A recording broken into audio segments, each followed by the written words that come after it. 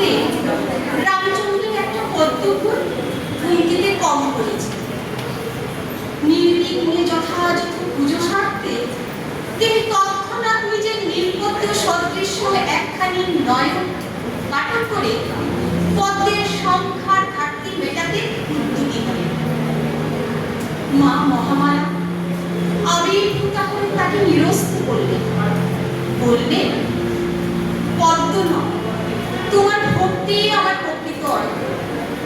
পূজা মানে বাঁচা, পূজা মানে অন্তরে যথার্থ স্তোত্র। বছর ঘুরে পুজো আসে, আমাদের চাওয়ার হুল্লোড় আসে, অন্তরে ভক্তি আসে না, মনে প্রেম আসে না, হৃদয় পুজো আসে না।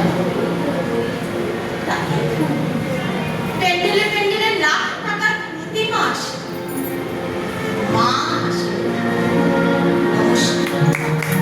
দারুণ, সত্যিই দারুণ। এবারে গীতা বিদ্রোহী